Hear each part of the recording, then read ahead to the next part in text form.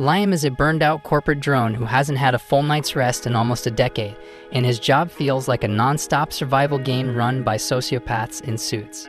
The only reason he's still standing is thanks to the love of his wife and little girl. When he finally drags himself home from work, he's met at the door by Micah, who greets him warmly, and he asks about their daughter Kanemi. Micah says she's already asleep, but apparently she spent the whole day begging her for a dog. She saw a Shiba Inu at her friend's place, and now she's completely obsessed. Liam isn't sure they can handle the extra expense, but after taking one look at Kanemi's peaceful sleeping face, he starts thinking that maybe a pup wouldn't be such a bad idea if it would make her happy, even if he has to pick up more shifts and make it work. The following day, Liam takes Kanemi to the pet shop, and the way her eyes light up makes it all worth it. Micah is surprised that Liam actually gave in, considering how swamped he already is with work. But Liam doesn't mind. If his wife and daughter are smiling, he can deal with whatever else life throws at him. Or at least, that's what he tells himself. Back at the office, Liam's slapped with reality again. His boss is screaming at him over a missing report. Liam calmly reminds him it was submitted Thursday, but since the boss spent that day club hopping, he never saw it. Still, somehow Liam takes the blame like always. His day-to-day at work is a toxic mess.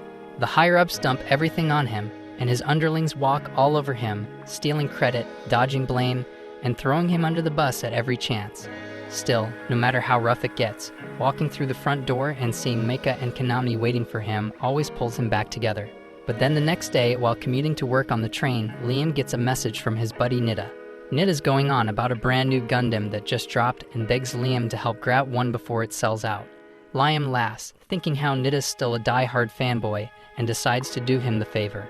He hops off the train and pulls out Google Maps, trying to track down the store, but the area is unfamiliar, and he winds up completely turned around. As he's scanning the streets for anything recognizable, he suddenly catches a glimpse of Mika sitting across the street in an outdoor cafe, laughing and smiling with another man. At first, Liam is frozen because his brain refuses to process what the hell he's seeing. Mika had told him she was taking Kanemi to her sword training today, and yet here Mika is having fun, so he wonders what the hell is going on. That evening, Liam got home from work and casually asked Micah how her day went. She answered without hesitation, just the usual. Dropped Kanemi off at sword practice, nothing special. Liam was ready to call her out, to say what he saw, but instead, he just nodded, pretending everything was fine. He didn't want to destroy his happy family life, so he told himself there had to be some explanation. Maybe he was tired, maybe his eyes were playing tricks on him because there's no way Micah would betray him like that. The next day at work, he needed to clear his head, so he tried putting his computer into standby before heading out. But as always, the system glitched. So he shut it down completely and left for a walk. He found himself back in the same area where he'd spotted her yesterday. At first he felt a wave of relief because she wasn't there, but then he heard her voice nearby. She is on the phone laughing softly. She even brought Kanemi along, and then meets with the mysterious man. Liam tells himself the guy must be a friend, someone close, or someone Kanemi likes, until he hears his daughter call the man dad. That word hits harder than anything his boss ever threw at him. He stands still for a while, numb. Then he goes back to work like nothing happened, and keeps trying to build excuses in his head.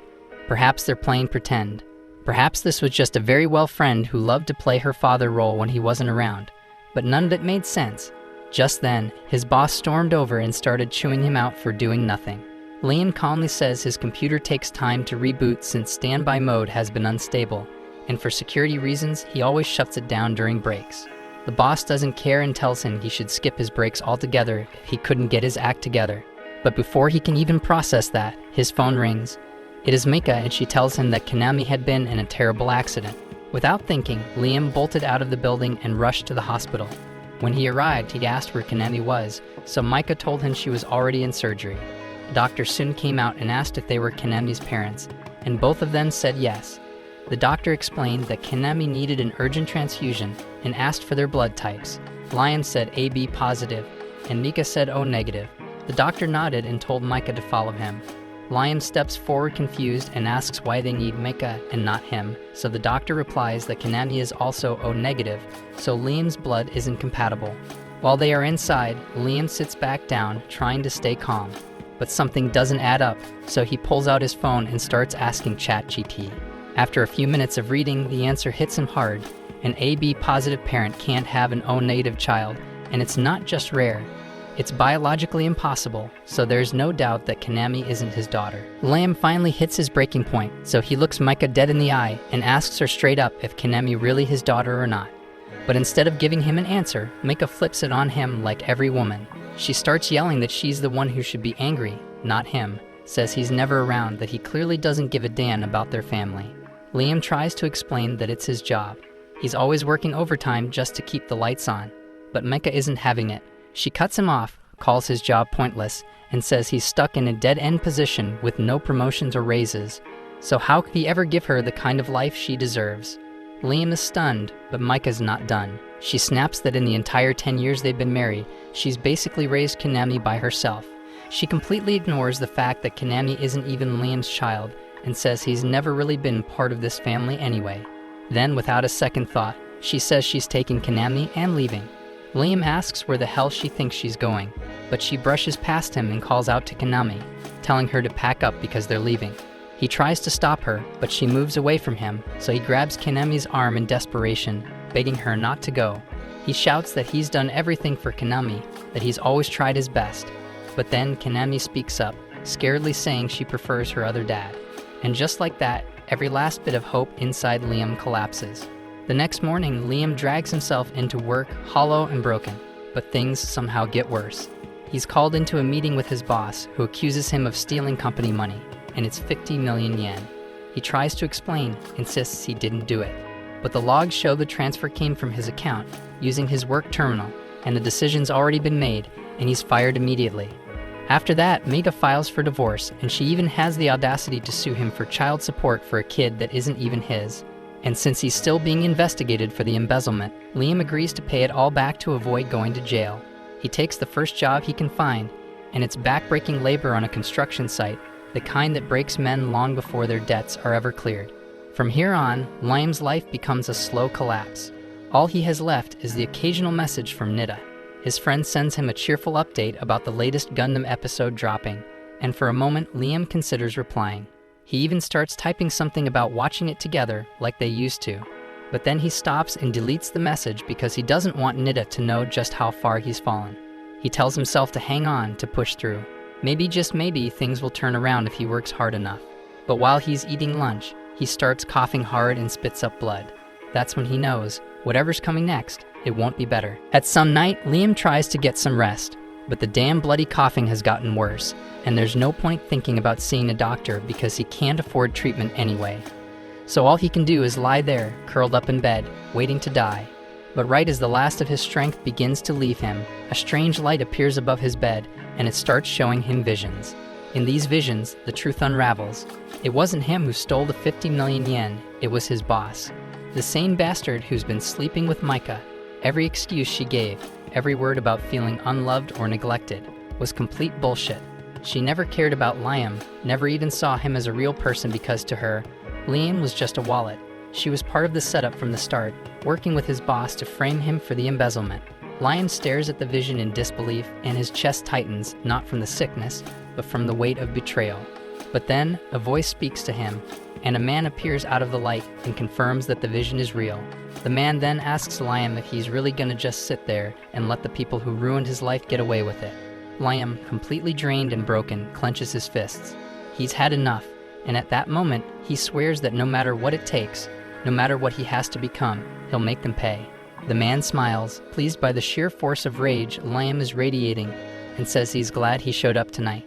But he still hasn't said who he is, so Liam asks him, who the hell are you, and why are you here? The man explains that he's just someone who took an interest in Liam because despite everything, Liam stayed a decent man. But Liam doesn't care about that anymore because living a decent life left him ruined. So if he had the chance to do it again, he'd put himself first for once in his life. And that's exactly what the man wants to hear. So he makes Liam an offer, a chance to start over in a new world, and all Liam has to do is pick one. Liam doesn't know if he's hallucinating or really dying. But if this is real, if he truly gets to choose, then he's going all in. He remembers Nida talking about other worlds before, one where Gundams exist. That sounds good enough, so he chooses that. The man nods, says the world Liam chose is a hybrid of magic and advanced technology. One ruled by nobles and royals, where status and power decide everything. Normally, Liam might have ended up in a ditch or farm somewhere, but the man says he'll help a bit. He'll place him into the family of a count who governs an entire planet. Liam can barely believe it. For once, things might actually work out in his favor. Then, with what little life he has left, Liam signs the Isekai contract. And just like that, his soul leaves his body and heads off to a brand new world. Then we see on planet Hydra that Liam's 5th birthday has finally arrived, and his mom has put together a special celebration just for him. As part of the surprise, she calls him over and activates a levitation spell under her feet. Liam floats up after her, following closely into the next room. When they arrive, he's greeted by a massive birthday cake and a gigantic gift box right beside it. He rushes over, unwraps the present excitedly, and finds a sleek, metallic cube inside. His mom explains that it's the interface for customizing his very own AI maid. Using the cube, he can choose how she looks, what personality she has, and even pick out her specific features, like her ears, mouth, and other parts that are conveniently censored. Liam, a bit confused, asks why she's giving something like this to a 5-year-old, but she simply says it's important and doesn't elaborate. That's when his father walks in, saying he's got a birthday gift of his own. And it's not just any gift, he's offering Liam the entire Banfield estate. Liam is floored. He can't believe his father is actually ready to hand over everything to a child. He asks if his father is truly serious about making him the new count, and his dad nods. There's just one small catch. In exchange for giving up the title, he and Liam's mother want to retire quietly in a villa and live out their days stress-free. But to do that, they'll need a monthly allowance, so all Liam has to do is agree to pay them, and the title is his. Blinded by the idea of gaining power, Liam doesn't question it.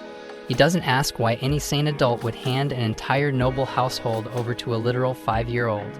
So when his father pulls out a contract, Liam signs it immediately without reading a single word. After it's signed, his dad takes the document, says goodbye, and heads off with his wife to their villa. Liam still hasn't realized he's been completely played. But in his mind, none of that matters because he's now officially a count. And he swears to abuse that title to the fullest, so no one can ever walk all over him again. He figures none of this would have been possible without that man, so he's actually grateful for what he sees as a fresh start. Unfortunately for Liam, that mysterious man isn't exactly a benevolent spirit. In fact, he feeds off human misery, and after sending Liam off to his new life, he turns his attention back to Earth, to Mika and Liam's old boss. The two are still out at a fancy restaurant, cracking up over the whole thing. Liam's boss jokes that maybe he went a little overboard ruining the guy's life, but Mika, she doesn't feel the slightest bit guilty. According to her, Liam deserved everything that happened for wasting a decade of her life. But then, out of nowhere, the police surround Liam's former boss and slap him with an arrest warrant. The man tries to play it off like some massive misunderstanding, but the officers have already reviewed the surveillance footage showing him framing Liam for the embezzlement. There's no wiggle room left, and he's going away for a long, long time. With her precious sponsor heading off to prison, Micah's little fairy tale collapses in seconds.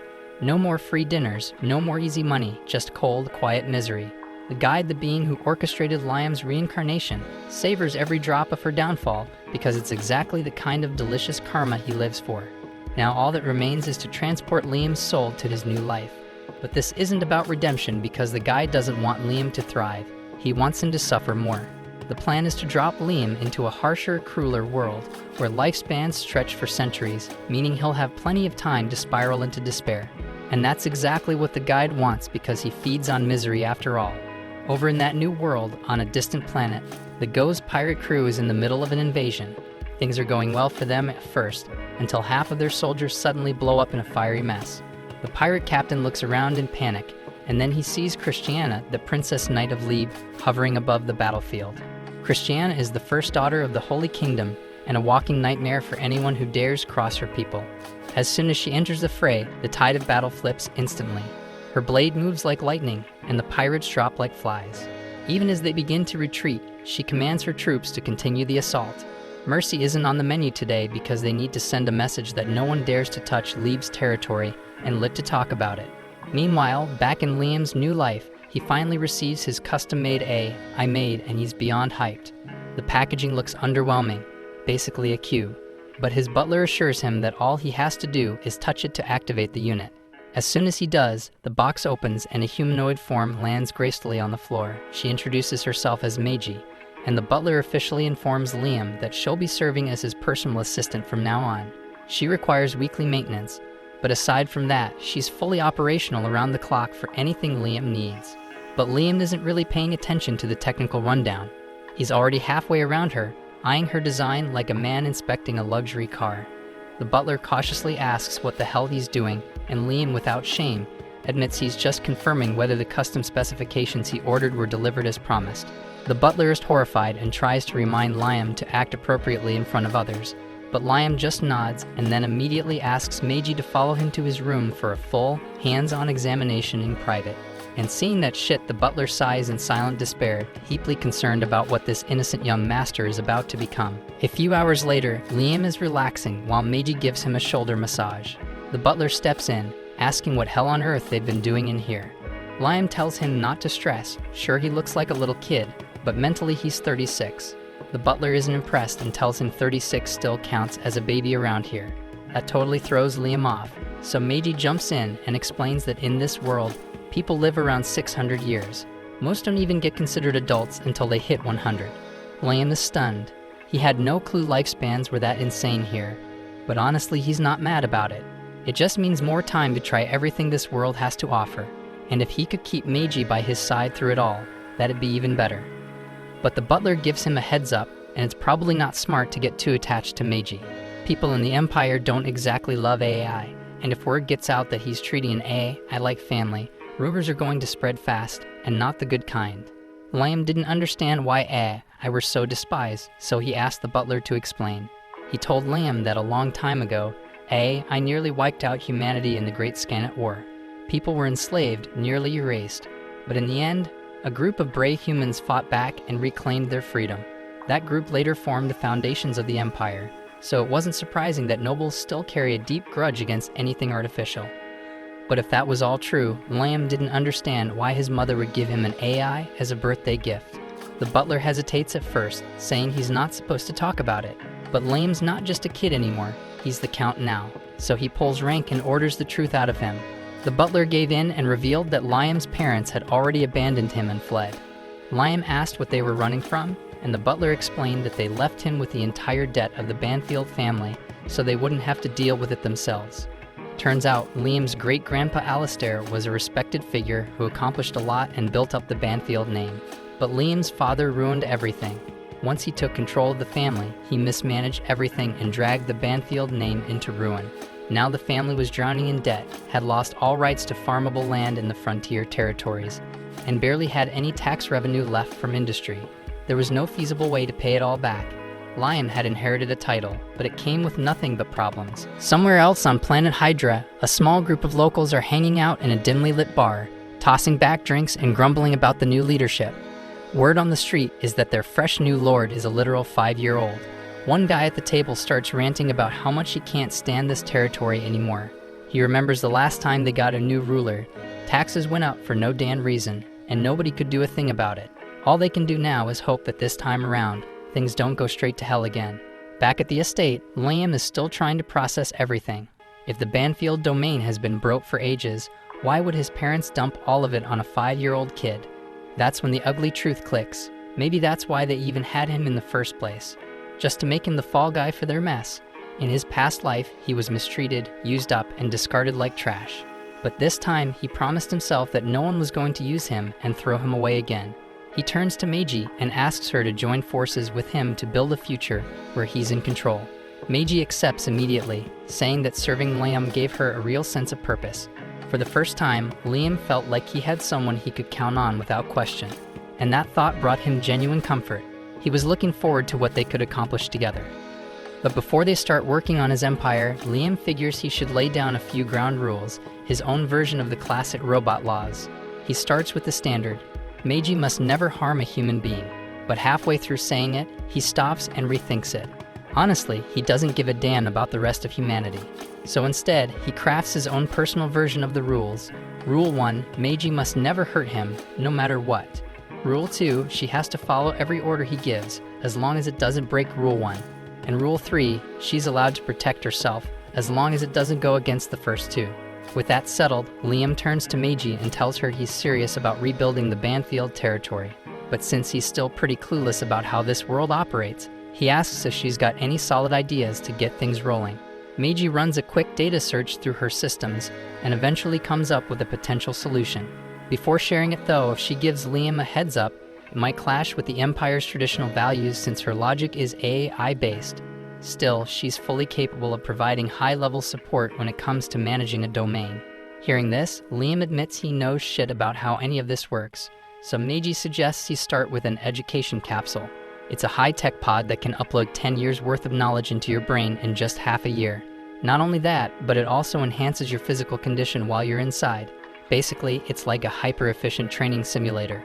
Liam thinks it sounds perfect, but he's concerned about what will happen to the territory while he's out of commission. After a quick pause, he decides to give Meiji temporary command while he's out of commission. Brian, the old butler, immediately freaks out. He's clearly not on board with handing over the reins to an AI, but Liam brushes off the concern.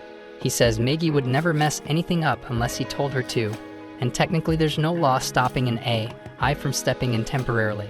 So for now, Liam is placing everything under her care. Soon after, the capsule is ready and Liam prepares to dive in. But right before he enters, there's something he wants to ask Meiji. He looks at her and asks if she can actually feel emotions, or anything close to it. Meiji replies that she isn't entirely certain, but when Liam asked her to be his partner earlier, her internal logs triggered a memory cache overflow, which in simple terms means it made her happy. Hearing that brings a smile to Liam's face, so he thanks her again and reminds her that he's trusting her with everything.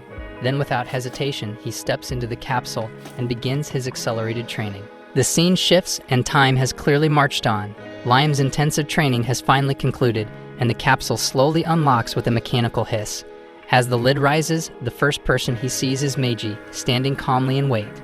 Without wasting a second, Liam asks the question weighing on his mind. How long was he in there? Meiji meets his gaze and answers plainly. It's been 2 full years since the day the capsule was sealed.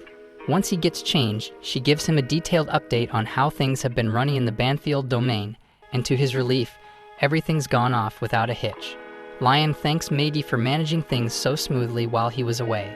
He says he'd like to go out and see the territory with his own eyes, so Meiji decides to take him on a tour, starting with the battleship docks. It's Liam's first time seeing the place in person, and the thing that really catches his attention is the fleet of battle suits.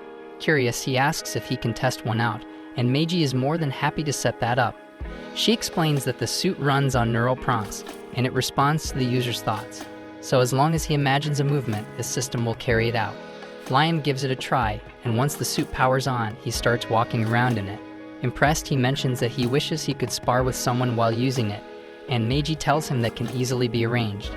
A few minutes later, Mashida, the planet's defense chief, shows up to be his sparring partner. The mock duel kicks off with Liam rushing in to land the first strike. Mashida blocks the hit, but then dramatically pretends to lose. His acting isn't exactly Oscar-worthy, and Liam instantly realizes the guy is holding back. He doesn't appreciate being humored, so he orders Mashida to go all in.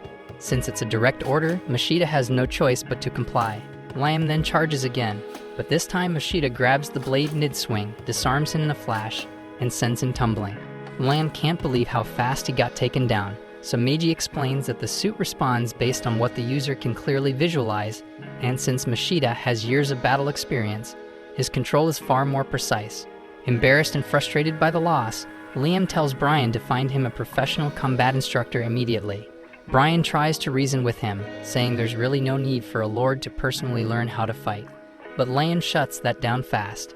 In his last life, he was stepped on by people stronger than him, and if he's going to rule this time around, and rule with authority, then he's going to make damn sure he can protect himself. Not long after, Liam gets introduced to a man named Yasushi, a supposed master of the Way of the Flash. Liam is over the moon. He thinks Yasushi looks like a total badass, so he instantly introduces himself and says he wants Yasushi to be his swordsmanship teacher. Yasushi agrees right away, which makes Liam even more excited. But Meiji doesn't share his enthusiasm. She thinks Yasushi is shady as hell. Liam doesn't exactly deny that, but since the guy looks like an old-school samurai, he's willing to let it slide. Still, Meiji asks him to at least confirm that Yasushi is the real deal before bringing him on as a full-time instructor. Liam agrees, so he asks Yasushi to do a little demo to prove his skills. Yasushi nods and leads them to a quiet clearing in the forest, where several wooden posts are already lined up. Before he begins, he announces that he's about to show them his secret technique, the legendary way of the Flash. He also says he'll never demonstrate this move again, so Liam better pay close attention. Liam, wanting to capture every detail, tells Meiji to start recording. Yasushi steps into position, slowly draws his blade just an inch, and then instantly sheaths it again. In the next blink, every post in the clearing splits clean in half. Liam's jaw practically hits the ground because the move looks impossible. He turns to Meiji and asks her to play the footage back in slow-mo to see exactly what happened. But no matter how much she slows it down, Yasushi's sword never visibly leaves its sheath. Liam assumes that Yasushi must have been moving so fast that Meiji's cameras couldn't keep up with him, so he's even more convinced that Yasushi is amazing and asks to become his disciple. Later that night, Yasushi heads back to the same clearing, grinning to himself. He can't believe Liam actually bought it. All he did was pre-cut the pillars earlier so they'd fall apart after the slightest nudge. Basically an internet shorts trick. Now, thanks to some flashy misdirection, he's locked in a sweet job with a noble's paycheck, and he doesn't even have to lift a finger. Meanwhile, on the far side of space, Princess Christiane arrives for a peace negotiation with the Go's pirates. Go's was the one who suggested the truce, but the second she steps on board, he mocks her for showing up alone. But Christiane, unshaken, tells him she didn't come alone, and if anything happens to her, the entire Allied fleet is ready to vaporize his ship on the spot. She thought this would give her the upper hand, but Go's doesn't flinch because he knows the Alliance isn't as loyal to her as she thinks. Right then, Christiana gets a distress signal. Pirates have breached her homeworld's defenses. She's stunned because the planetary shield should have made that impossible. But Go's just grins and explains that the alliance she worked so hard to build isn't as solid as she thought. Some of the member nations were all too eager to flip sides once Go's tossed a few incentives their way. Seconds later, her crew radios in with an update. Every allied ship nearby has turned their cannons on her. She's speechless because somehow Go's has flipped her entire army against her, so with her back against the wall, Christiane has no choice but to hear Go's out. Meanwhile, on Liam's side of the galaxy, training with Yasushi is kicking his ass. He's been swinging swords for years now, and still he can't pull off the legendary way of the Flash technique. He turns to Meiji, hoping for some kind of tip or workaround, but she admits she doesn't have much insight into that move. After all, she's an AI, not a swordsman. For the past 3 years, Yasushi has only had Liam drilling the fundamentals over and over, and while that's improved his overall combat ability, as Amaji points out, Liam couldn't care less. Because he doesn't just want to be good, he wants a signature move that turns heads. Later that night, Yasushi is chilling in his room, flipping through some manga, still in disbelief that he's managed to coast this long. Sure, he's a fraud, but he's not completely useless because he knows enough about sword basics to fake it. And for the past 3 years, he's taught Liam entry-level techniques while raking in a stupid amount of money. So if everything goes well, he's hoping this scam runs for a few more years. But that dream nearly ends when Liam walks in and asks him, dead serious, to finally teach him the way of the Flash. Yasushi immediately panics and blurts out that he's resigning. He claims that since he already demonstrated the move once, there's nothing more to show, and if Liam isn't satisfied, there's no point in continuing as his instructor. But instead of firing back, Liam drops to his knees and sincerely begs Yasushi to forgive him for stepping out of line. Yasushi reluctantly agrees to let it slide, warning him not to make the same mistake again. Once Liam leaves the room, Yasushi exhales hard, genuinely rattled. That was way too close. He knows damn well he can't teach Liam a move he made up on the fly. Then, just as he starts to relax, Liam pops back in. Yasushi panics for a second, thinking he's been caught red-handed, but Liam just came to say he'll be out tomorrow and won't be able to train. Meanwhile, Christiana is being held prisoner aboard the Go's pirate ship, locked inside the captain's private quarters. She demands to know what he plans to do with her, and Go's just grins, saying he wanted her to have the best seat in the house. She's confused until he gives the command for every ship under his flag to aim their cannons at her homeworld. The moment she realizes what's about to happen, Christiana panics and pleads with him to stop. But Go's couldn't care less. He gives the order to fire, and Christiana is forced to watch as her planet is wiped out before her eyes. Back on Liam's side of the galaxy, he's still stressing over the fact that he hasn't been able to pull off the flashy sword move yet. But he's got responsibilities to handle, so he tells Meiji to hit him with the monthly status update. She pulls up a bunch of charts outlining the current condition of the Banfield domain. The debt situation is still just as ugly, but there's been a bit of consistent growth in production and development. Liam's relieved that things aren't going completely off the rails, and he compliments Meiji on her efforts. but she says she's actually disappointed. Based on the size of their recent investments, especially in public welfare, the returns should have been way higher by now. Curious, Liam asks to see the breakdown for the welfare budget, and thanks to his prior life of crunching numbers non-stop, he catches the issue instantly. Something is fishy, so he tells Meiji to bring in the noble managing that department, and soon enough, some noble who looks like a hungry pig comes in. Liam doesn't even bother playing nice, so he gives the guy one shot to explain himself. The noble tries to play dumb, but Liam lays it out. The financial records have been tampered with. The invoices don't add up, so it's clear the guy has been skimming money off the top. And what he thought was a clever cover-up is painfully obvious to someone who spent years digging through corporate expense sheets. Liam also questions the vendor change, and the noble claims the new vendor was more efficient. But that doesn't explain why the results have tanked. So it's obvious that he made the change to get a cut from a vendor he controls. But strangely, Liam isn't all that pissed because deep down, he expected corruption. In fact, he came to this world hoping to become the type of corrupt noble people whisper about. And if he wants to become a true villainous lord, he needs to use his position like this pig did. Right then, Meiji alerts Liam that the noble had actually been under investigation before for embezzlement, and Liam's shocked the guy still has his job. But the noble quickly explains that the case was wrapped up and blamed on his subordinate instead. Liam turns to Meiji for confirmation, and she says it's true that the official report pins the blame on the subordinate, but no real evidence was presented. In fact, the noble had the man executed shortly after. Liam's seen this kind of tactic before, and he calls the noble out on it. He accuses him of setting up the fall guy just to save his own neck.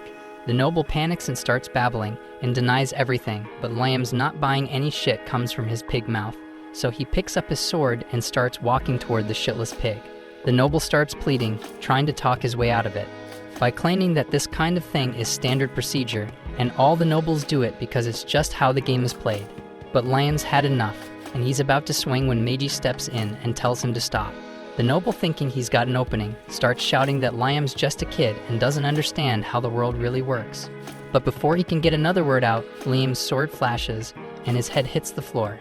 Still shaking with adrenaline, Liam gives a furious order. He wants Meiji to investigate every single noble on the planet and execute every corrupt one she finds. Meiji tells him that he needs to cool off first, and since this is Liam's first time actually killing someone, his body is frozen with tension, and he can't even release the grip on his sword. Meiji gently helps loosen his hand, and when it comes to his earlier order, she explains that wiping out all the corrupt nobles would create a major problem. Pretty much all of them are dirty, so killing them all would leave the entire administration in chaos. But as a compromise, she proposes setting up a batch of AI dolls to take over the nobles' administrative roles, and Liam trusts her judgment and gives the go-ahead. Later, back at the battlesuit hangar, Liam is itching to get back into training. Now that he's gotten a solid grasp of sword basics, he wants to try again in a suit. But before he can get started, Yasushi strolls in and tells him that no real warrior would ever use one of those default automated suits because they're too reliant on AI. So Liam asks Moshida if there's another option. That's when he's told about a special battlesuit, one that belonged to his great-grandfather Alistair. It's a rare relic, but it's fully manual, and no one before him or after has even been able to get it to function, and that makes Liam want it badly. Sometime later, we see that Yasushi ends up wandering through a dusty old shrine, poking around for anything worth grabbing, all while muttering under his breath about how damn annoying it is that Liam's actually making real progress. This whole so-called training was supposed to be a total scam, just a way to milk him dry, and Yasushi knows deep down he can't keep stringing Liam along forever, and if he wants to keep the money flowing, he's gonna have to come up with even more useless crap to throw at him. As he absent-mindedly leans against the wall, he accidentally triggers a hidden mechanism that reveals a mobile knight, ancient and worn. But for Yasushi, this rusty relic is exactly what he needs to keep the money flowing and Liam distracted. Meanwhile, somewhere on Earth, the malevolent entity known as the Guide continues his hunt for negative emotions.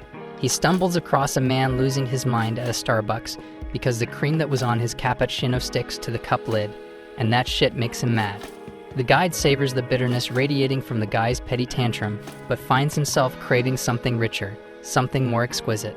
Back in Liam's world, Yasushi has already tasked Liam with restoring the ancient mobile knight, now named Avid, as part of his so-called training.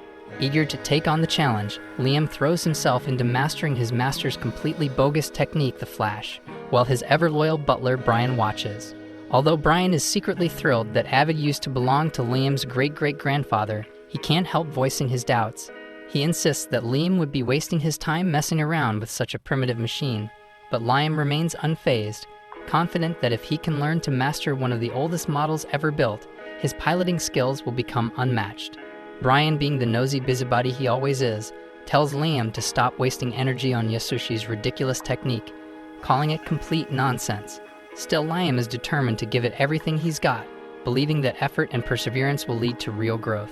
Meanwhile, Meiji arrives at the site where Avid is being kept and immediately voices her suspicion about Yasoshi and his so-called teachings. She doubts Yasoshi is even a real swordsman to begin with, but orders are orders, and since Liam personally assigned her to repair Avid, she has no choice but to roll up her sleeves and do whatever it takes to bring this ancient heap of scrap metal back to working condition. Shortly after, Lieutenant Nias Carlin, a weapons factory engineer, arrives with her crew at Liam's territory to handle the repairs on Avid.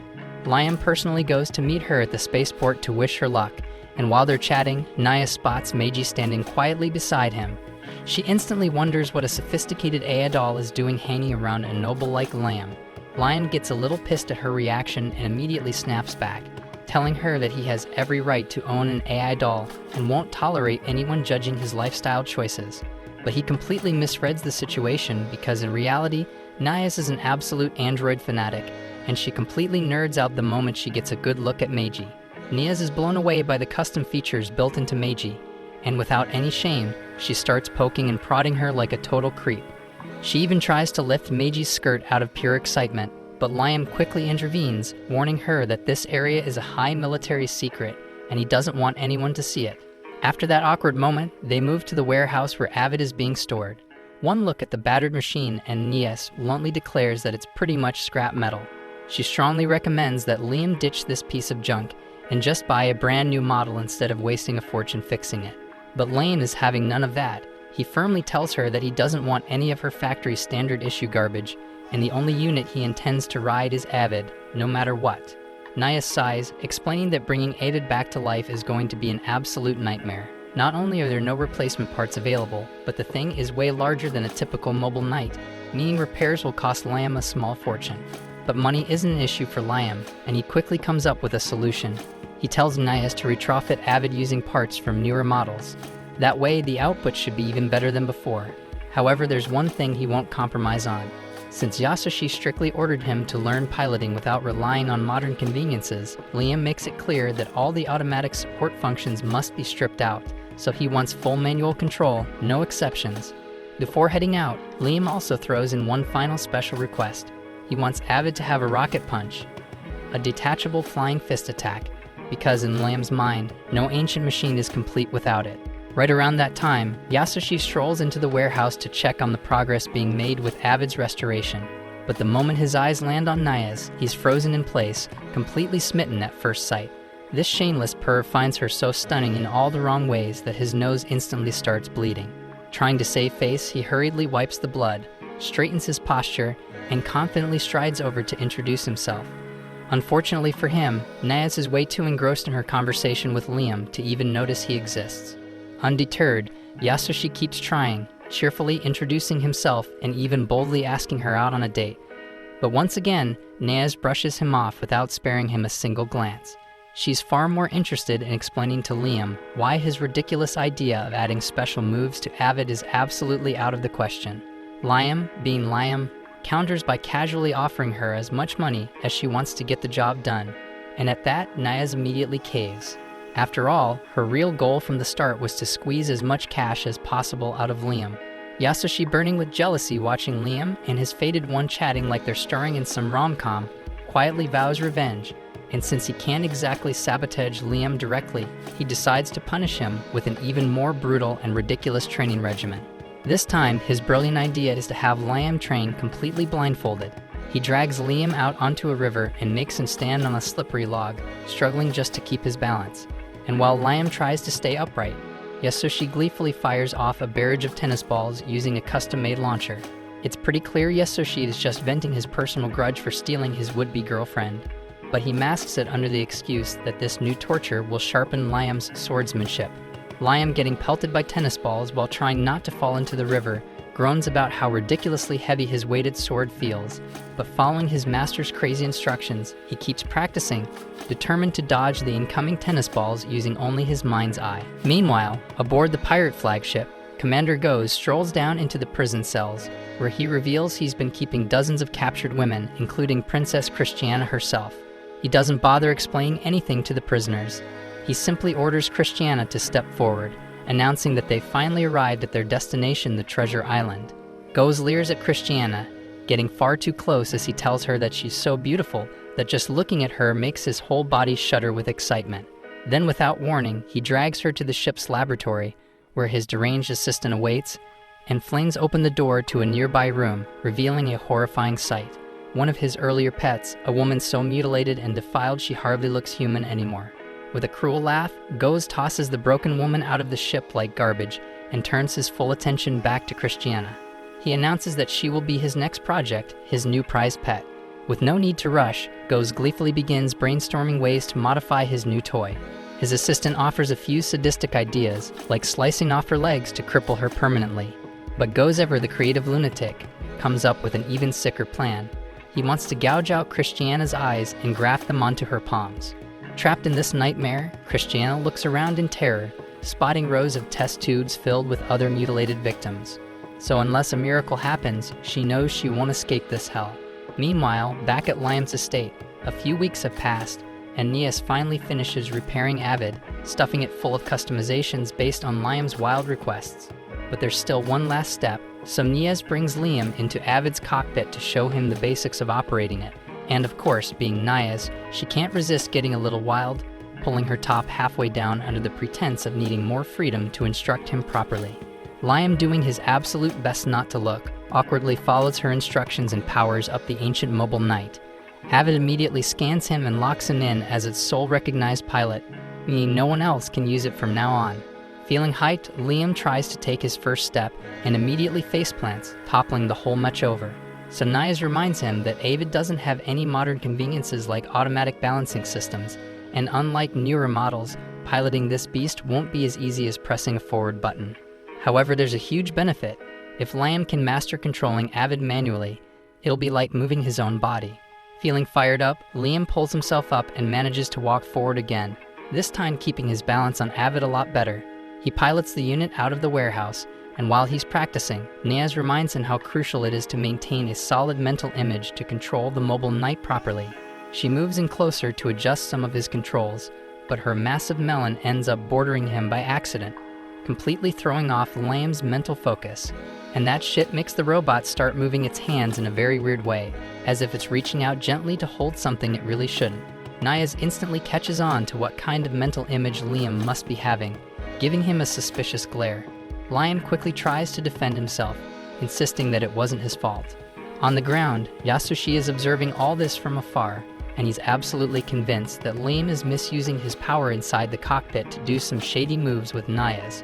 Brian, however, is wiping tears from his eyes, thrilled that his master is finally showing some normal, healthy interest in a real woman, not a robot. Yasushi, on the other hand, is burning with jealousy and curses Liam under his breath, swearing to make his training even more grueling. As the days roll by, Liam still struggles to execute his master's so-called secret technique, doubting if he even has the talent for it.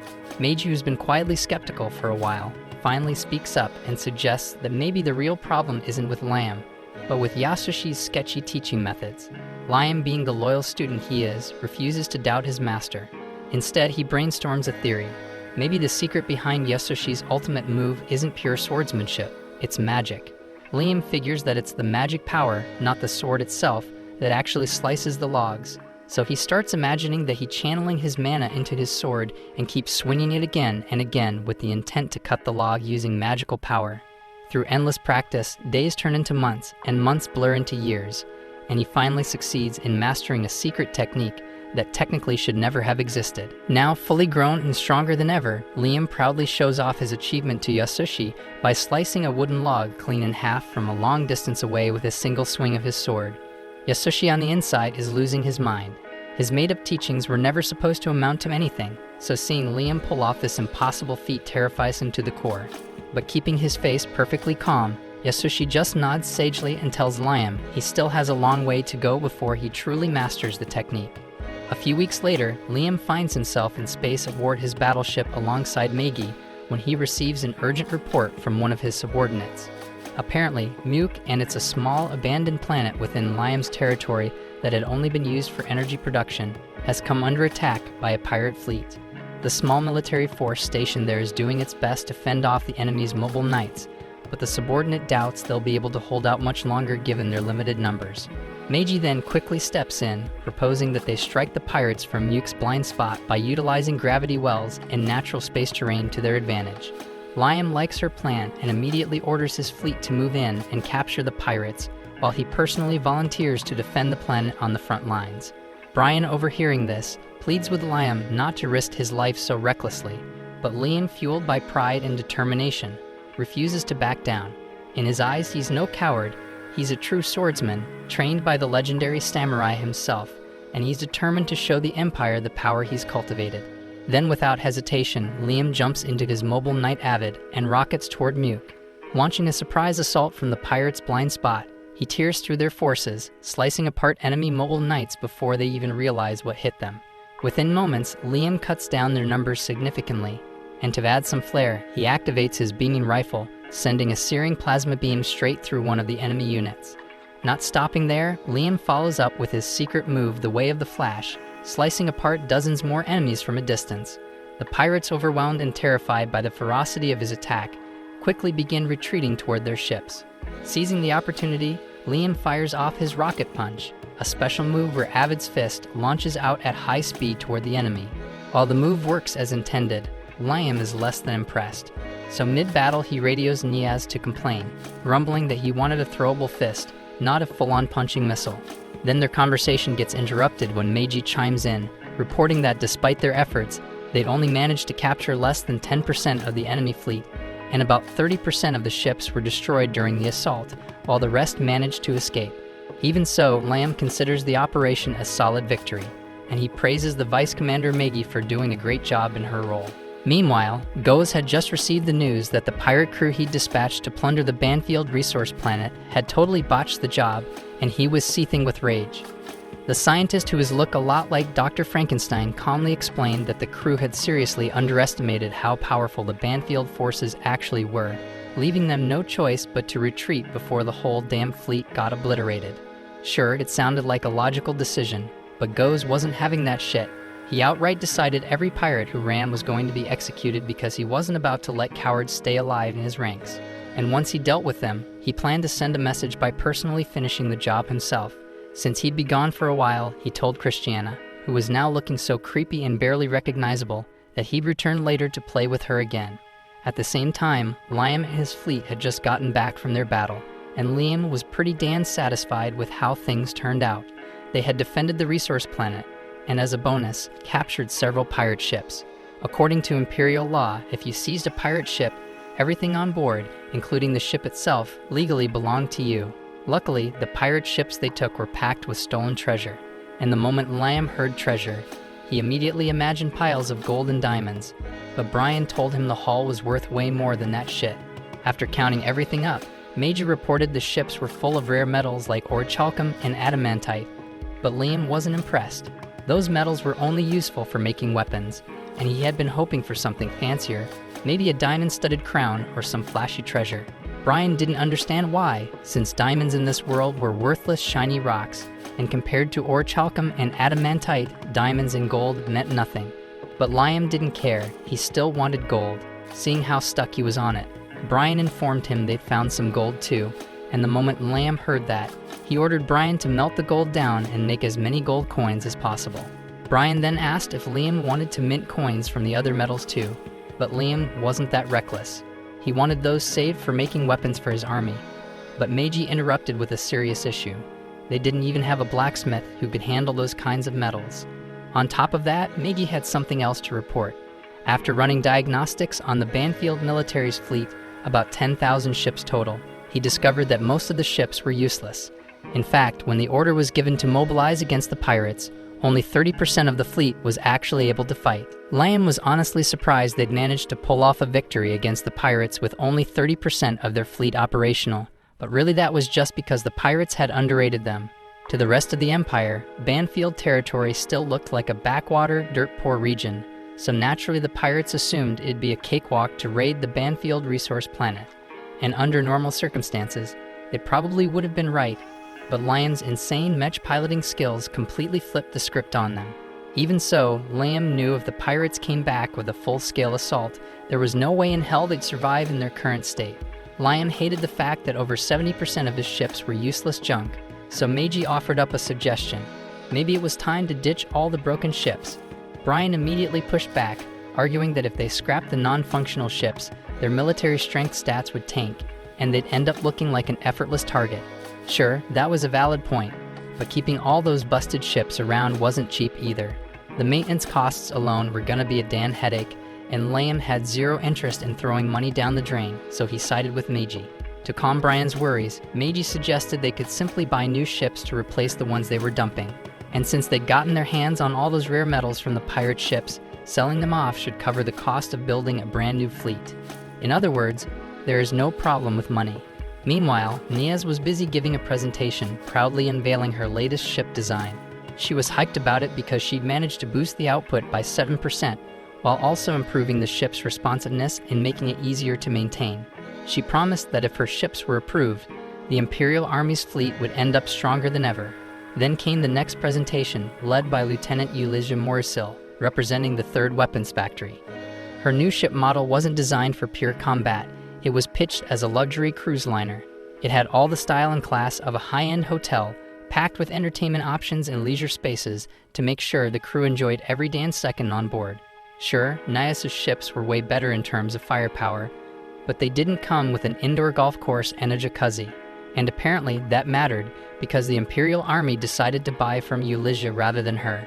Nias tried to argue her design was stronger since she poured every resource into maxing out its performance, but Ulysses countered that her ships were just as capable in battle. Besides, strength wasn't all about weapons. A ship's power also depended on the crew running it, and if that crew could kick back at an onboard bar after a tough mission, they'd be way more willing to fight their hearts out the next day. As they walked out of the conference hall, Ulysses couldn't help but gloat about the Empire choosing her design over Nias's. But Nias wasn't backing down. Sure, she'd lost this round, but she swore this wasn't over. She was determined to prove her ship was stronger when it came to a real battle. The problem was, she'd already blown her entire damn budget on this project, and unless she somehow found someone crazy enough to buy all her unsold ships, she was gonna have to declare bankruptcy. Not like there was anyone dumb enough to buy a ship design the Imperial Army had straight up rejected. Then it hit her, she did know someone. If Liam was willing to pour money into repairing an old busted mech, then hell, he'd probably have no problem buying a fleet of unpopular ships. Meanwhile, the guide had been spending most of his time back on Earth, screwing with people to soak up their misery. But honestly, none of that compared to the suffering Liam had to be going through right now. The last time the guide saw Liam, he dumped him in another world with garbage parents who left him saddled with their debt. So he expected Liam's life and territory to be a complete disaster by now. But to his shock when he checked in, the planet was somehow thriving, so the guide was pissed because his entire plan to make Liam suffer had gone up in flames. But he still had one more thing to check. When Liam asked for a swordsmanship teacher, the guide had intentionally sent him Yasushi, a total fraud who couldn't swing a sword to save his life. So there was no way in hell Liam had learned any shit legit from that clown. Meanwhile, in a local bar, some of the townsfolk were chatting about how damn good the economy had gotten under Liam's rule. Everyone seemed grateful to have Liam as their lord, but while they were praising him, Yasushi sat quietly, thinking Liam was a freaking monster. Yasushi knew he was a fraud. He'd been giving Liam impossible tasks over and over just to keep up the act, hoping he'd eventually fail. But somehow, Liam kept pulling them off, and he even mastered techniques Yasushi didn't think were humanly possible. The guide overheard Yasushi's words and had no idea what he was talking about. Curious, he checked in on Liam and found him in the middle of training. He watched, stunned, as Liam completely obliterated a training post without even laying a hand on it. The guide couldn't believe what he was seeing because he hadn't given Liam any cheat powers or broken skills, so everything Liam achieved had come purely from his own effort. The guide couldn't wrap his head around how things were going this damn well for Liam in a world like this. And honestly, Liam wasn't expecting it either. Getting dumped by your parents and buried in debt at 5 years old was usually the recipe for a ruined life. But somehow things had worked out. Now the economy in his territory was booming, and Liam was finally living his dream life. And ironically, all of this is thanks to the guide. All of Liam's positivity was leaving a bad taste in the guide's mouth, and honestly, he hated every damn second of it. Needing a reset, he soaked up some of Yasoshi's negative emotions to calm himself down, finally regaining his composure. Now he was ready to start plotting again. Sure, Liam was doing well right now, but that just made it even sweeter because the higher you climb, the harder the fall, and the guide planned to make Liam's crash hurt like hell. At that moment, Liam was in the middle of discussing the ship situation with Meiji, wanting to know if she found any solid leads. Meiji explained that the Imperial Army was upgrading its fleet to a new model and was selling off their older ships at a discount. Even though they were outdated models, Imperial ships were still insanely powerful. Liam was totally on board with the idea of buying them, but Meiji warned him there was a catch. They'd be required to hire all the existing crew that came with the ships. Basically, the Empire was trying to dump all the unwanted soldiers along with the old ships. Hiring that many people would definitely rack up the costs, but Meiji figured their current budget could handle it. Plus, a lot of those crew members were experienced officers with valuable knowledge. Bringing them on would massively boost the strength of Liam's army, so framed like that, it sounded like a solid deal, so Liam agreed without hesitation. The guide listened in on all this and saw an opportunity. He figured he could twist this into another step in his plan to drag Liam into despair. He'd just need to pull a few strings, send some super earnest, upright people into Liam's ranks. And with Liam parading around as an evil lord, it'd only be a matter of time before they turned on him for his so-called tyranny. Meanwhile, Yasushi was slumped at home nursing a brutal hangover, silently wondering how the hell his life had ended up like this. But then he suddenly heard Nias' voice calling for him. He scrambled to clean himself up, quickly switching back into his act as a stoic master. Nias had been skeptical of Yasushi at first, but after watching Liam's progress under his so-called training, she was convinced he had to be some kind of skilled mentor. Yasushi was surprised she actually come to see him on her own. For a second, he even thought he might have a shot with her, but nope, she was only here to get intel about Liam. The way Nias phrased her questions, though, completely threw Yasushi off. She wanted to know how to convince Liam to hear her sales pitch, but she was nervous it'd come off rude as she just marched up and asked. So she turned to Yasushi, asking for advice on how to put a man in a good mood. Yasushi misunderstood immediately because he thought she was fishing for ways to seduce him. At the same time, he worried she'd think he was a creep if he spoke up. But when Nias practically begged him to tell her, pleading like her life depended on it, Yasushi caved. Without skipping a beat, he started rattling off every damn fantasy and scenario he'd ever dreamed up, going full throttle with all the details and source codes included. Nia stood there stunned, completely silent for a few seconds, and Yasushi started sweating, worried he might have gone way too far. But to his surprise, Nias calmly asked him if she should wear stockings too. Yasushi couldn't believe she didn't think he was a total creep after all that, but he nodded, telling her stockings were definitely a good damn idea, so Nias sincerely thanked him for the advice. A few hours later, Nias showed up at Liam's castle to see him, and she was rocking the exact outfit Yasushi had described, hoping to charm Liam into buying what she was selling. Liam might be a bit naive, but he wasn't an idiot. The second he saw her, he knew Nias was up to something, and knowing her, it was pretty damn obvious she wanted him to buy something. Nias admitted she was here to sell him the latest battleship model she'd built, but Liam shut her down immediately. Nias begged him to at least hear her out before turning her down, but Liam wasn't having it. He didn't need to listen to any sales pitch because he'd already bought a batch of used battleships from the Imperial Army, so he didn't need any more ships, period. Still desperate, Nias kept pushing, rattling off her ship specs, and honestly, they were impressive. But Liam just told her to take them back to the Imperial Army if she was so eager to sell. Nias confessed she had already tried that, but she had lost at the showcase, failing to sell a single ship. She pleaded with Liam, asking if he'd be willing to buy at least a few, just 100 or 200 ships, because it would help her tremendously. She even offered to help him get a loan if money was the issue, but Liam cut her off fast, telling her to stop right there because just the idea of going into debt again made his skin crawl. Nias was getting seriously desperate at this point. So desperate, in fact, that she started stripping right there, trying to seduce Liam into buying the ships.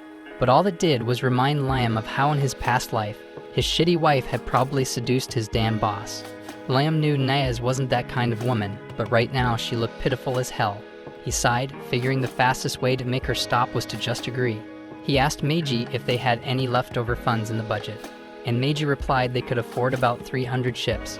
So Liam told Nias he'd take them, and Nias was overwhelmed with gratitude, promising to deliver the ships immediately. But as she turned to leave, she tripped over her own feet and face landed hard onto the floor. Liam had to admit, Nias was beautiful, and her design and engineering skills were top tier. But damn, sometimes she was a total mess. Out in the halls, Nias was practically bouncing with excitement as she ordered her team to prep 300 ships for delivery. Her coordinator was floored that she actually found someone willing to buy them, but Nias proudly said it was all thanks to her unbeatable charm. Meanwhile, Liam was lounging in his throne room, getting his ears cleaned by Meiji, completely relaxed because for him, everything was going just fine. Not long after, Nias showed up with all 300 battleships she pretty much bullied Liam into buying. Right around then, the fleet he ordered from the Imperial Army rolled in too. Meiji handed over the receipt through quantum teleportation and made a big deal of repeating the word quantum as she asked for his signature. Just to mess with her, Liam smugly pressed his thumb against her legendary melon, calling it his official quantum thumbprint, and honestly he felt like he'd earned the right. Meanwhile, Yasushi was lounging at home, still pissed off and thinking about how he was going to get back at Liam for repeatedly stealing Nias away from him. He thought back on Nias' entire scheme, frustrated that she'd wasted her precious charms on that brat obsessed with dolls.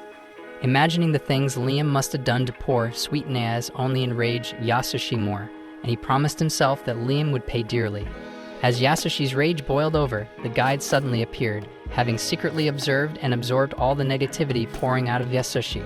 The guide was thrilled by Yasushi's anger and eagerly anticipated how it might ultimately lead to Liam's downfall.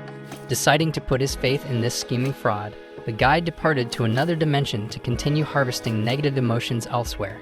Nias brought Liam on board the battleship she'd built to give him a guided tour. Liam didn't have high expectations for luxury or style from someone as clueless as Nias, but even with those low standards, he found himself disappointed by the bland interior. Nias tried explaining that fancy interiors were purely decorative and had zero practical use in battle, but Liam wasn't hearing it because he wanted decorations. Nias knew there was no convincing him, and she wasn't going to install useless luxury decor either, so they just agreed to disagree and moved on to discussing how to operate the ship instead. Nias started briefing Liam on the basics of piloting the battleship, including how much power he needed to use at the start and how frequently he'd have to swap fuel. She even tried persuading him to buy a loyalty card, promising discounts on future maintenance, but Liam flat out rejected the offer. Moving on, Nias proudly showed Liam the throne installed on the bridge, which still had its protective film attached. She eagerly insisted on peeling off the film and pushed Liam to close the deal, desperately trying to use her body to charm him into signing the receipt. She even suggested he could use her legendary melon as a stamp if he wanted, but Liam seemed thoroughly unimpressed because he had already tried it before, leaving Nias wondering if he was a rainbow or something. Liam just wanted to finish this annoying conversation quickly, so he finally agreed to sign the receipt. However, still not fully satisfied, Nias then asked Liam for a favor. She wanted those pirate ships he seized the other day. Liam immediately refused, stating clearly that he intended to add those captured pirate ships to his own fleet. Nias stubbornly kept insisting like a greedy pest, so Meiji stepped in, proposing they hand over some of the pirate ships to Nias. In return, she'd have to agree to repair and upgrade the remaining vessels for them. Liam immediately loved the idea since all those pirate ships were basically scrap metal anyway, and Nias gladly accepted the offer. She admitted openly that the only reason she was so eager to get the pirate ships was because she wanted to study their technology. Apparently, the pirates used unknown tech and foreign equipment from outside the Empire, and Nias was itching to take a closer look at their hardware to improve her own designs.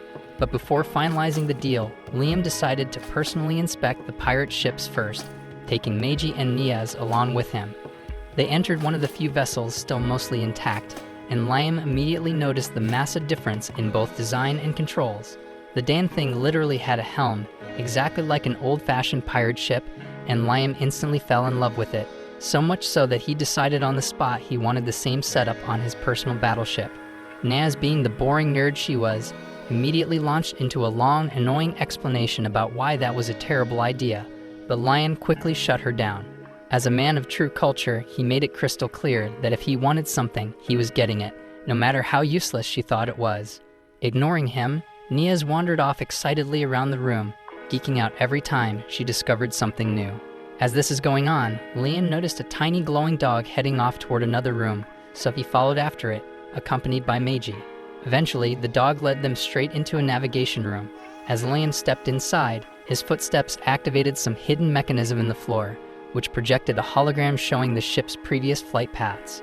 Meiji quickly analyzed the data, realizing this particular vessel had terrorized the entire Empire.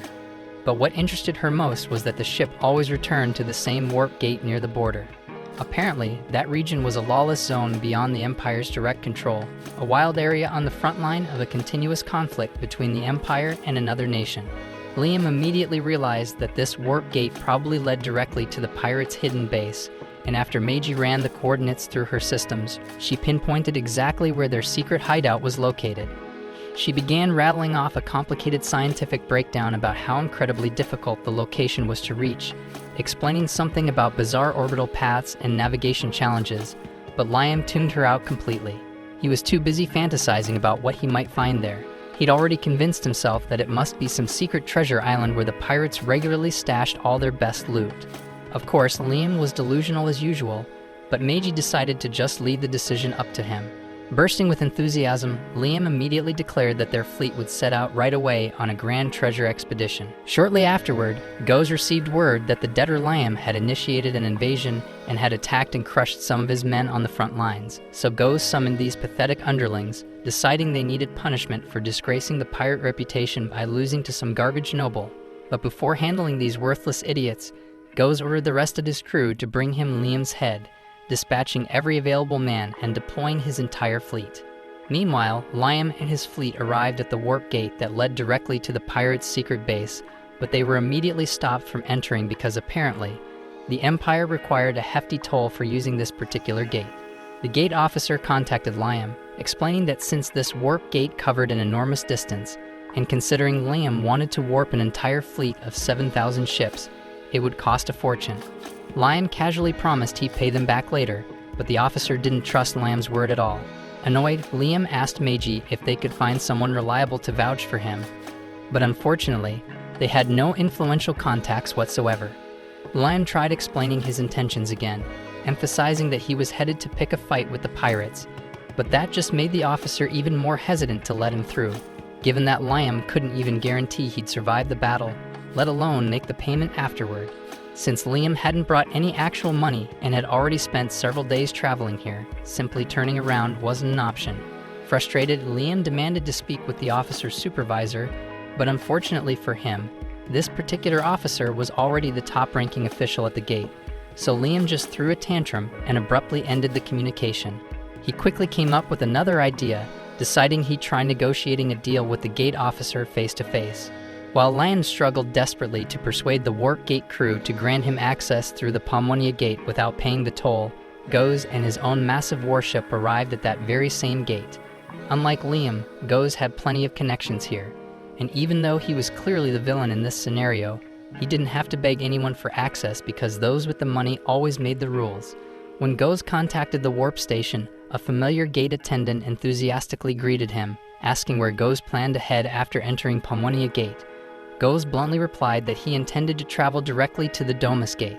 Everyone knew Domus Gate basically led nowhere useful because there was practically nothing valuable a criminal like Goes could find there.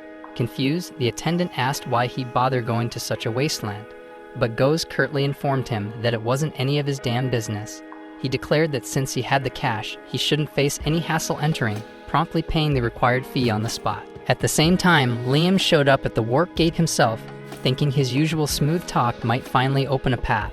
He approached the officer confidently and asked to be let through, but the officer told him there's no problem, right before slapping him with the requirement to pay the warp fee.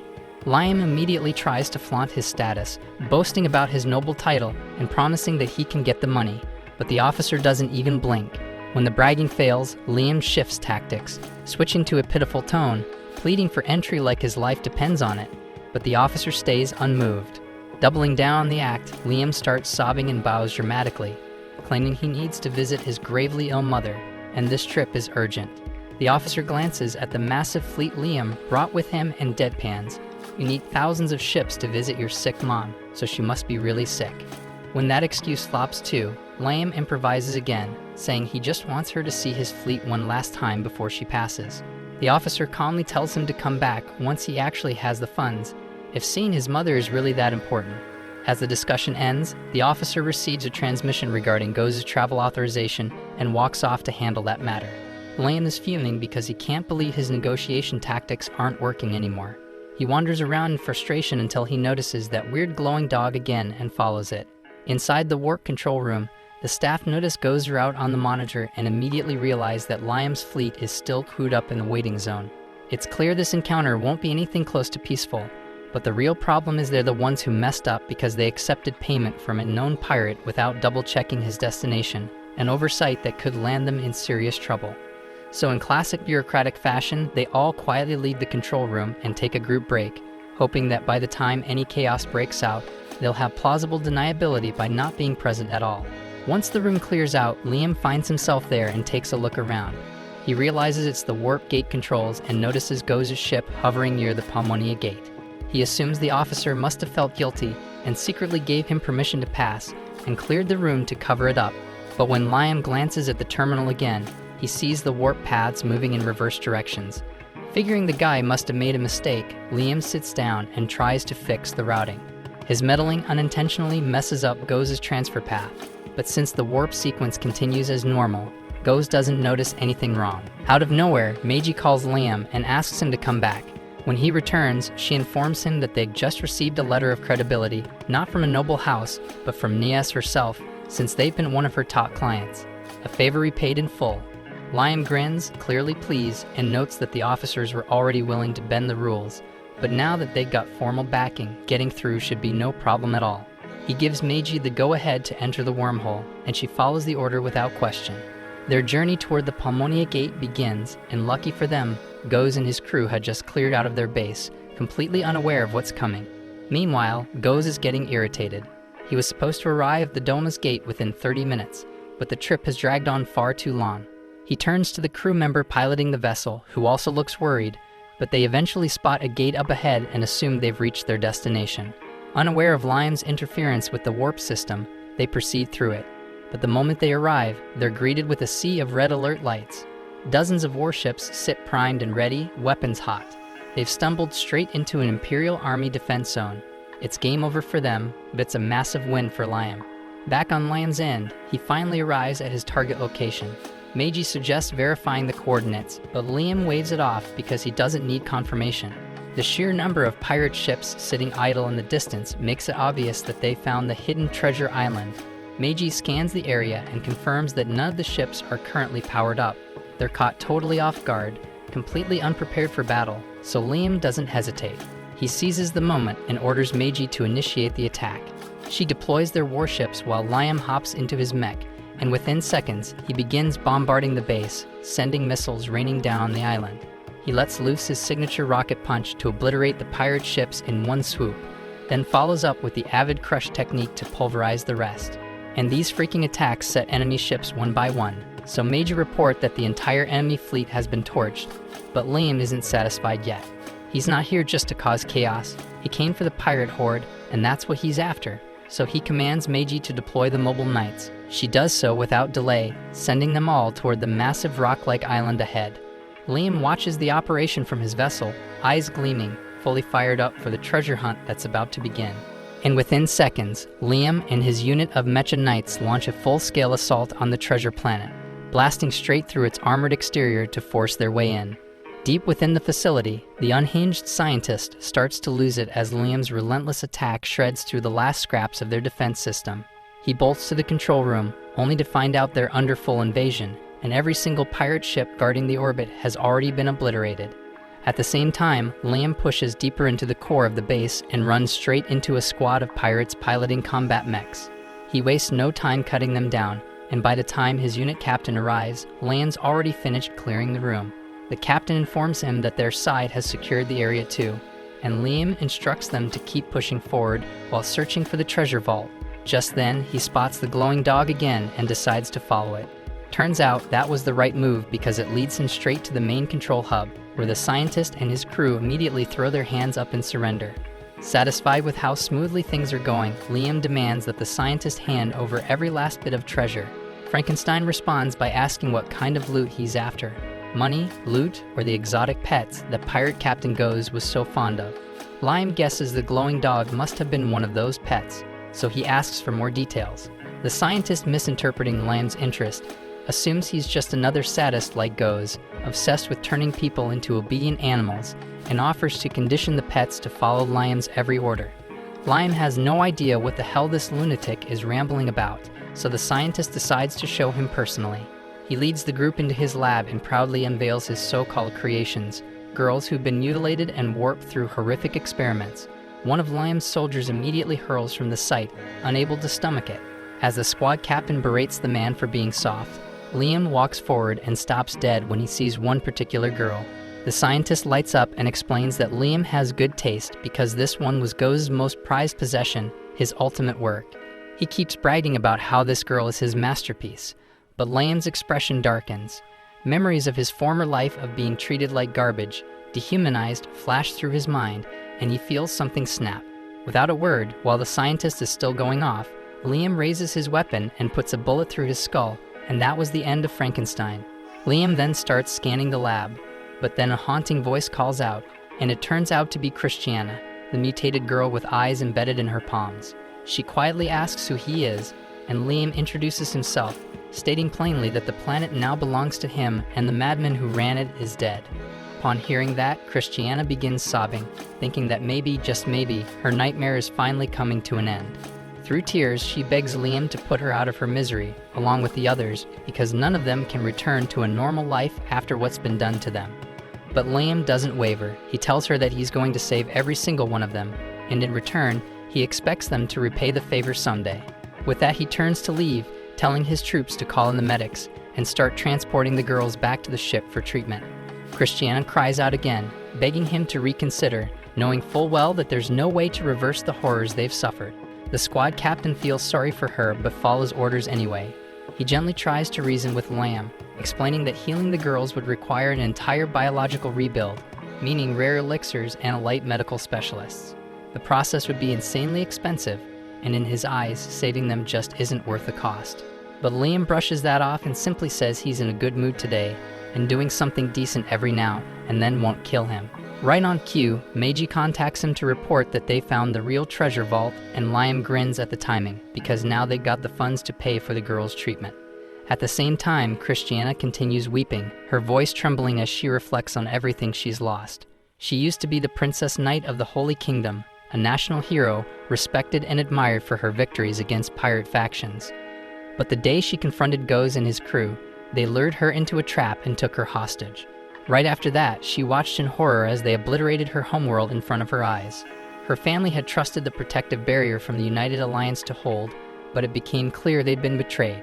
The defenses failed, and in the blink of an eye, her entire planet vanished in a storm of fire and dust. Christiana's world had already shattered, but her nightmare was far from over. After annihilating her homeland, Goes brought her and the remaining survivors to his so-called Treasure Island. Her squad mates were terrified beyond words, but Christiana held on to whatever hope she had left, reassuring them that someone, anyone, would come to their rescue, and she refused to believe their fate was sealed. When Goes finally showed up, Christiana met him with defiance.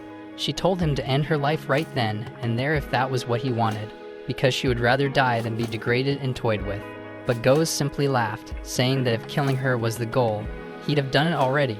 He made it clear that the only reason any of them were still alive was because he planned to add every last one of them to his personal collection.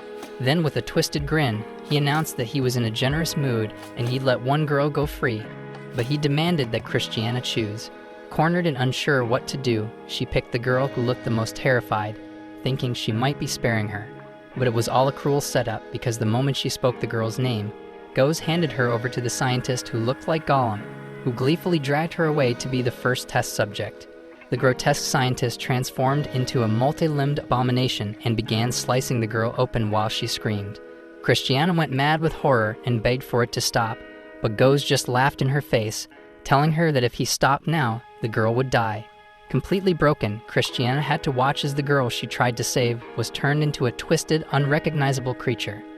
Goes leaned in and whispered that this was just the beginning, and he promised that Christiane would become something far more beautiful. Shaking, she demanded to know how someone could take joy in this, and he answered without hesitation, it was pure satisfaction. Go said life had been cruel to him, cursing him with an ugly face, so he takes that pain and twists beautiful women into monsters. So watching them crumble from the inside out was his idea of fun. Then he forced her into the operating chair, and all of Christiana's strength vanished. She begged, she cried. She promised anything, obedience, loyalty, submission, if he would just let her go. But Goes told her that this was exactly what he wanted. He'd saved her for last on purpose because he wanted to see her fall the hardest, suffer the longest. He then ordered Gollum to rip out her eyes and embed them in her palms, so that even without a mirror, she could always see the monster she had become. No one listened to her screams, and just like that, Christiana was mutated beyond recognition, cursed to be his prized pet. And then one by one, the rest of her girls were dragged in to share the same fate. Back on his home turf, Liam has just returned from the pirate raid when Nea shows up at his estate. She heard about his win at the pirate base and immediately starts pitching her next scheme. She wants him to buy even more battleships to celebrate the victory. Lion tells her to knock it off with the money grabs, but Nea argues that her battleships played a big role in the raid's success, and since Liam scored a massive payday, he should throw some cash back into her products. She tries pulling the same old flirt and tease routine again, but Liam's not buying it this time and tells her to shut her damn mouth. When seduction fails and even her low-key threats fall flat, she reminds him that she's the one who secured him access to the warp gate in the first place, and that finally gets Liam to stop and listen for now. He turns to Meiji and asks how many ships they can actually afford with the treasure haul. She calculates everything and explains that after cutting out the necessary costs, they can still purchase up to 5,000 ships. Liam's jaw practically hits the floor, but before he can process it, Nayas bolts out the room yelling that she's going to prep the 5,000 unit order right now. Liam dashes after her in a panic, trying to stop the damn lunatic before she actually places that massive order. Elsewhere in the palace, Yasushi is wandering through the halls, trying to come up with a new excuse to squeeze some more funding out of Liam. Right then, he spots Nayas strolling past while on a video call, proudly telling her colleague that she just locked down a major sale from Liam by selling out every last scrap of her pride. As usual, Yasushi misreads the situation completely and assumes Liam is treating Nayas like a personal toy again, and he gets fired up, which makes the lurking guide extremely happy since he's been waiting around hoping Liam will slip into some darker emotions. Meanwhile, Liam is busy searching for Nayas, but Yasushi runs into him first and calls him over. He brings Liam to the training field, where things immediately go downhill. Liam is blindfolded, handed an absurdly heavy sword, and told to get ready for another one of Yasushi's insane training routines. This time, dozens of drones circle him and fire tennis balls at breakneck speed from all directions. Liam doesn't stand a chance and keeps getting nailed, and just when it couldn't get worse, Yasushi dials up the intensity again. Liam drops to the ground, groaning that there's no way he can defend against everything using just one blade. But Yasushi isn't interested in excuses. He tells Liam to shut up and figure it out for himself. So Liam figures that maybe it's time to try magic again, just like he did before. But this time he flips the script and uses it for defense. He focuses, shapes his energy, and bam, he forms a solid barrier without breaking a sweat. The tennis balls start bouncing off it like flies on glass, and Yasushi just stares, completely stunned, while Lion says that he finally gets it. And without missing a beat, he tweaks the spell and reflects every single ball right back to the drones that fired them, and in seconds, the entire swarm gets wrecked. He whips off his blindfold and turns to Yasushi, asking proudly if he passed, but Yasushi, who's been nailed by several stray shots, is too stunned to respond. He starts panicking, realizing Liam might actually be a freaking prodigy, and it's only a matter of time before he uncovers the whole scam. He already took out crooked officers and smashed pirate fleets, so the day he figures out Yasushi's been bluffing this whole time is the day Yasushi's head ends up on a spike. So he tells himself he's gotta bail before it's too late and casually starts sneaking away. Liam notices and asks where the hell he's going, and Yasushi, trying to save face, says there's nothing left to teach. He tells Liam he's learned everything there is, and from here on out, he just needs to follow his own path because true swordsmanship never ends. Liam protests, yelling that he doesn't want things to end here, and he still wants to train. But Yasushi snaps back, saying Liam needs to stop acting like a spoiled brat. He claims he's still a student himself, always learning, and if Liam keeps clinging to him like this, it'll just hold them both back. Then he spins around with this dramatic flair and declares that Liam has officially graduated. He's now a true wielder of the Way of the Flash, and as a proper successor, it's his job to spread their sword style across the universe. Liam nods with full pride and honor, saying he'll carry on the teachings with everything he's got, and the second he turns his back, Yasushi bolts like his life depends on it. Liam, on the other hand, feels more satisfied than ever. His debt is going down, his territory is thriving, he's defeated pirates, and now even his master has acknowledged him. So he turns to the sky and offers his thanks to the guide for everything. The pervy gremlin, hearing that, immediately warps out to another realm before Liam's Dan good vibes obliterate him for good. Days go by, and Liam again starts feeling that familiar emptiness creeping back in. Frustrated, he vents to both Brian and Meiji, going on about how cruel and unjust his past life had been, and how, now that he's risen as the most feared evil lord in this world, he's going to make the whole damn world pay for what he went through.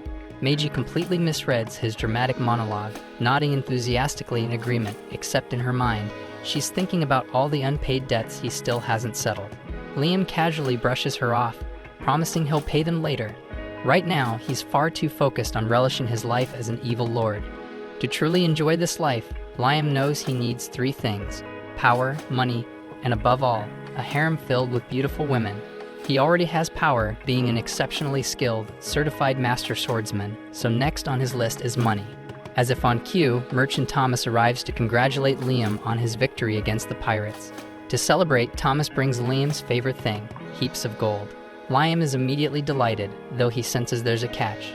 Curious, he asks Thomas what he really wants. Thomas candidly explains that his merchant crew needs to traverse dangerous territory and requests Liam's fleet, exactly 100 ships, as escorts. Liam glances at Meiji, who confirms that such a fleet is ready. Liam agrees to lend Thomas the ships, but subtly hints that next time, Thomas should bring even more gold. After their meeting, Thomas and his assistant drive through a bustling major city in Banfield territory. Thomas is genuinely amazed by how prosperous and advanced the place has become in just a few years, all thanks to Liam investing most of the territory's taxes into development. He openly praises Liam as a wise and effective ruler, though he's slightly puzzled by Liam's odd obsession with gold. Still, gold being relatively inexpensive, Thomas shrugs off his curiosity and simply hopes their prosperous relationship continues. Back in his lavish mansion, Liam hands over the fresh gold bars to Meiji, instructing her to convert them into gold coins and even gold bats, filled to the brim. Sitting regally upon his throne, Liam revels in his newfound wealth, thrilled that he's finally accepted a bribe, exactly what a true evil lord would do. Now sufficiently wealthy, he realizes he no longer needs to worry about money. With power and riches secured, there's just one final thing missing from his perfect evil lifestyle, and it's a magnificent harem. Immediately inspired, Liam decides to remodel a massive hall in his mansion into the perfect harem chamber, completing his vision for a life of ultimate indulgence. Brian doesn't even try questioning his choices anymore and simply accepts it, fully aware he's plotting another new crazy idea again. Liam then explains his vision to install a swimming pool filled entirely with liquor, hang meats everywhere, scatter fruit all over, and obviously station attractive women around every corner like living art. Meiji cuts him off, but Liam insists that his desires are not up for debate before she can mention how over-the-top his idea is.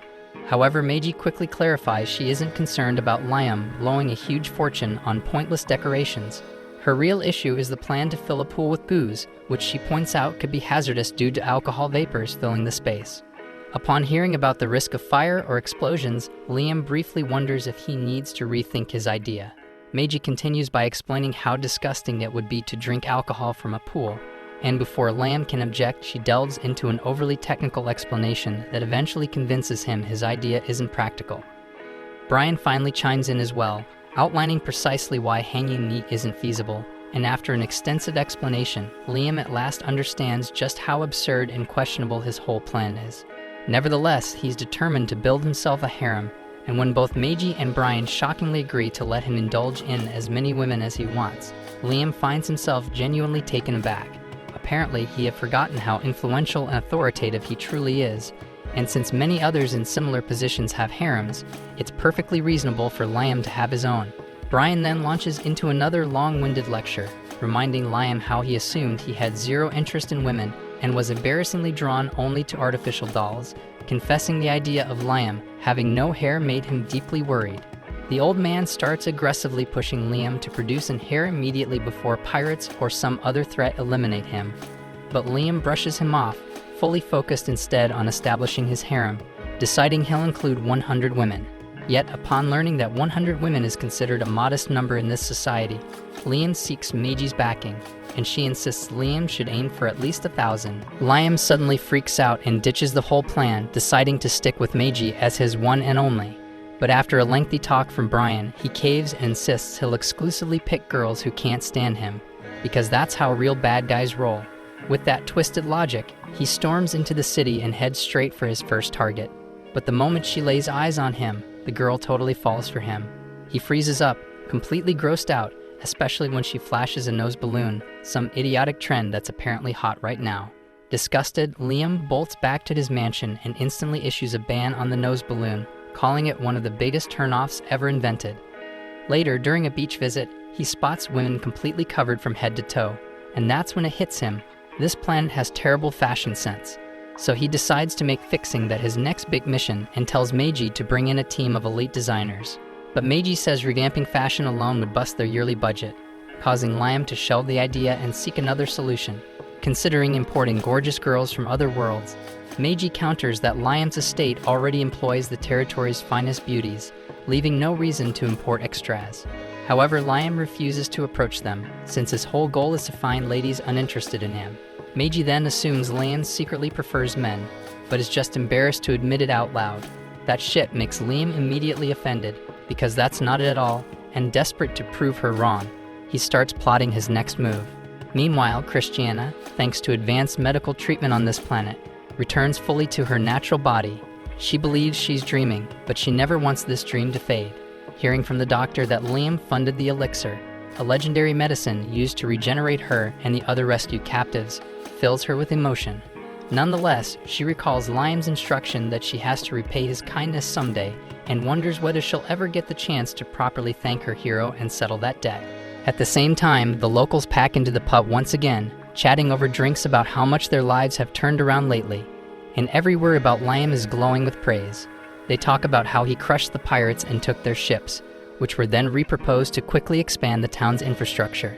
And now everyone's got a job. Folks are so busy with work that spare time has become a luxury. The city's booming, the people are content, and to them, Liam's nothing short of an incredible ruler. The guide sits there fuming. He anticipated that Liam would be ruling over a town without any inheritance or funds, and he'd be impoverished and making the residents suffer terribly. That way, the guide would gain not only Liam's misery, but also misery from the townspeople. He leaves the place for another group, expecting to finally see some dissatisfaction. He visits the commander who was demoted from the Imperial Army and sent to Liam's squad. Instead of feeling resentment towards themselves or Liam, they're completely content. They mention they find serving Liam far more enjoyable compared to their previous time with the Imperial forces. Under Liam, they feel free and independent, as if they're truly respected. They admit he genuinely is the greatest lord, and despite his young age, he is extremely wise. Upon hearing this again, the guide is filled with despair. He brought them there expecting they'd be bitter and frustrated, thus inciting rebellion against Liam. Instead, they're openly pledging allegiance, so it's utter nonsense. Elsewhere, Yasushi has finally fled to an area even farther from Liam, praying Liam won't come after him, and that he'll face no trouble. He still worries Liam will eventually discover his deception and retaliate against him. While consumed by these fears, he listens to the broadcast and hears Liam receiving praise for his victory over the pirates. During Liam's speech, he mentions that his abilities come entirely from his mentor Yasushi, who trained him in the way of the Flash. When Yasushi hears that, fresh anxiety sweeps over him again, making him terrified Liam might locate him later. The guide arrives at the same time, witnessing Yasushi receiving praise. When he introduced Yasushi to Liam, his intent was for Yasushi to be an imposter, leaving Liam with no real training, so he's utterly frustrated. Then we see that eventually, Goz manages to flee back to his pirate crew after a brutal clash with the Imperial Army, wondering how things spiraled so badly.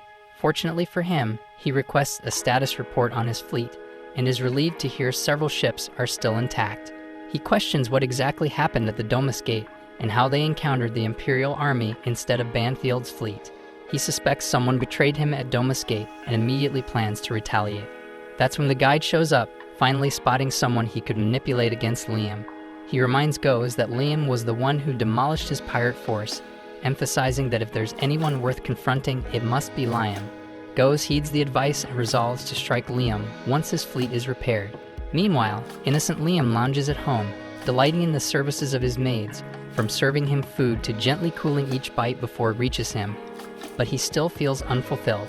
He remains convinced that to truly be a wicked lord, he must embody greater evil than he currently does. Meiji notices his dissatisfaction and wonders aloud what else he desires. She proposes various options to fulfill him, but Liam dismisses them all. When she suggests perhaps he desires additional wives, Liam asks her if that wouldn't upset her. But she gently reminds him she's merely a robot and thus has no emotions, and her only purpose is his happiness. He worries multiple wives might upset her despite her insistence she can't experience hurt feelings. She then asks if he'd prefer extra robots instead, cautioning that Brian might object, but Liam disregards Brian's feelings entirely. The next day, Meiji presents an overview of their outstanding debts, highlighting how much they've already cleared and how significantly their interest rates have dropped because of these payments. Liam appreciates his current situation, but he's still restless. His true ambition isn't being an excellent lord, he wants to become a villain. Unfortunately, he's forced to consider the city's welfare simply so he can generate sufficient revenue to repay his obligations. Meiji then casually asks what he actually wants to do as an evil lord, and he says his dream is to raise taxes and drain every citizen's life dry. In her opinion, that's a terrible idea. Doing something like that would damage their economy, leaving less money flowing around to handle their debts. He acknowledges she makes sense, but it's a mature response, and frankly, he doesn't care. However, he does pause to appreciate how nice life feels right now, especially with her by his side, so he agrees to keep living like this for a bit longer until all their debts are cleared. Previously, he'd instructed Meiji to create a bunch of robot maids, and 3 of these maids complain that there's literally nothing to do in the mansion because no one needs them around, so consequently, they spend their days cleaning areas nobody cares about. One maid mentions how she changed her hairstyle to match another colleague, amazed that Liam noticed her anyway, despite them having identical appearances. She treasures a recording of the moment Liam recognized her and proudly announces she's saving it. The other 2 consider copying her idea, but Meiji arrives to scold them. She deletes the recording, reminding them that robots are technically outlawed, and if they keep trying to attract Liam's notice or grow too close to him, it could seriously damage his reputation. One maid asks if Meiji's own closeness to Liam doesn't harm his reputation too. Meiji admits it's equally damaging, but points out she has no say, since that's exactly what Liam wishes. After she leaves, the robots quietly wonder if Meiji's actual intention is just to keep Liam all to herself. Then we see Brian suddenly burst in bearing terrible news, announcing that Goes has officially declared war against their territory. He summons the advisors immediately to come up with a response plan. They explain what Goes demands from them: a ton of money, attractive men, and pretty women. And if they're provided, he'll spare their city. Liam grows troubled, and Brian believes he's upset because Liam genuinely cares about the people, but in truth, he's bothered because Goes sounds exactly like the kind of evil lord he wants to become. He mentally compares his own arsenal to Goes' strength and realizes he seems weaker by comparison. He considers fighting, but reflecting on it, Goes' bounty really isn't high enough to justify the hassle. While they're discussing, time abruptly pauses and the guide suddenly appears. The guide recognizes Liam is hesitating about the battle, so he steps in to convince Liam, insisting that Goes' pirate fleet holds vast treasure, and defeating him would grant Liam both immense wealth and prestige. Liam assumes the guide genuinely cares about his success, so after the guide vanishes, he confidently declares they'll go to war, shocking every advisor in the room. Thanks for watching. If you enjoyed the recap and are excited for the next episode, make sure to like, subscribe, and hit that notification bell so you don't miss our daily recaps.